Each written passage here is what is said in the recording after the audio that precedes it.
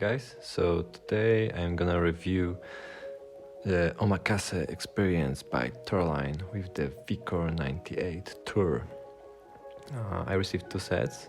One is Super Toro with a prototype that is Enso Pro, and the other set got mistaken.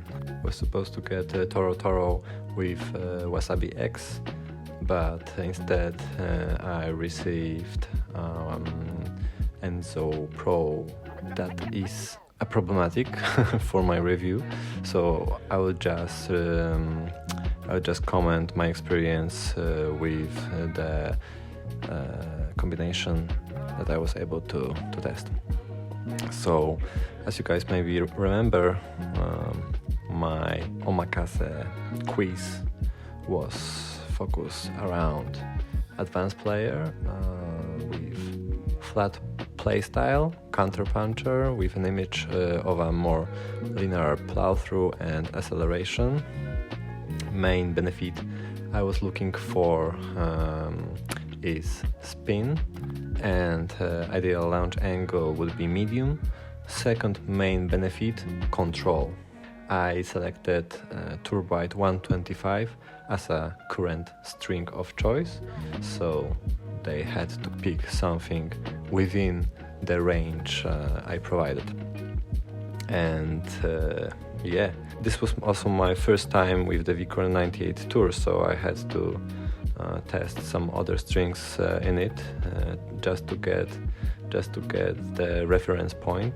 After this playtest, I used Signum Pro Firestorm that I used in many different rackets, and I liked the string a lot. And I must say that I enjoyed playing with this Toroline's hybrid. I think the power level was actually quite surprisingly high for a advanced player, maybe, or maybe advanced players are looking for more power to finish the point faster, or to save some energy in exchanges. I don't know what was the assumption, but I must say this string combination suited my flatter playing style quite a lot, and especially me as a counterpuncher, because the string bed was really forgiving. The launch angle was maybe a bit lower than expected, and in a positive way. So the ball was really doing a lot of damage, and I think the energy consumption that it needed was quite low.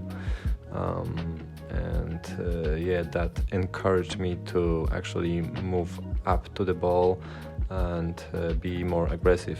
When it comes to spin potential, I think that was slightly lacking, and this was the main benefit I was looking for from a string. And compared to Turbite, the spin potential was definitely lower, but the overall playability was great. So it's a mixed feeling when it comes to string matching.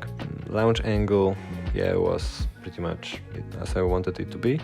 So great matching here. Second main benefit, control. Yes, I think this hybrid offered enough control for me, with the small exception that the power level was so high that maybe under pressure or during summer I would be shooting slightly too long. So in some ways it was very control oriented because the launch angle was very predictable, and the response was pretty much linear. So it was just easy to be consistent with shot selection and performance. So in this sense, it is for advanced player, and it is for counterpuncher that prefers to play flat. The only thing I was missing with this hybrid was on slices. I think the predictability was a bit worse there. Like sometimes I was shooting too short for some reason. Some more spin potential on those low balls would be appreciated. So I'm not sure, like, for many reasons I wanna try this string once again, because the feeling, the performance was very addictive, but for some reasons I am slightly worried that this lack of spin potential and maybe this slightly unpredictable launch on slices would be problematic during competitions. So yeah, I will keep this setup in mind for sure. I know Super Toro already, and it is a great string for playing flatter playstyle. It's interesting how much Enso Pro offered more power, really opened up the sweet spot and opened up the response, but I think it did it in a great way where you still feel connected to the ball. The response is still very predictable, so yep, I think maybe Enso Pro is the winner of this hybrid. Hard to say, because with the added power you usually want this spin as well. Maybe I will try to hybrid Wasabi with Enso Pro. Another thing that I'm thinking about is Super Toro with caviar. Maybe Super Toro is the dominating factor that I really enjoy, because I appreciate Super Toro's launch angle predictability quite a lot. It suits my technique quite well.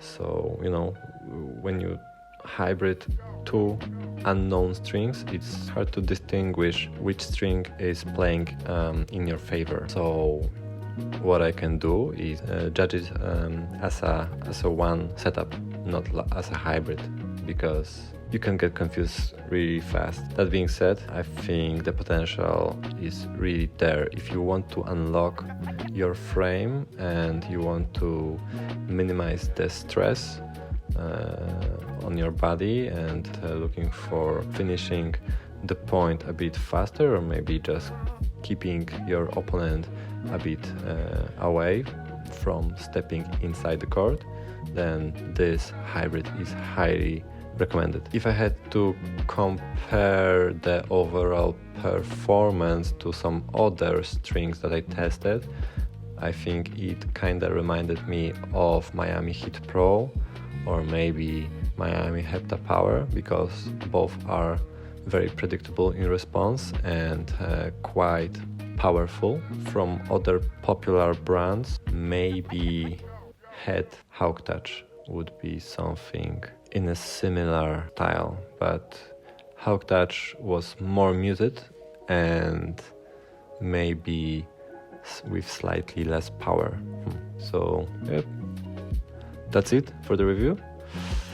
I'll keep testing some strings and I hope to catch up with some racket reviews. If you enjoy this type of content, please subscribe and see you soon.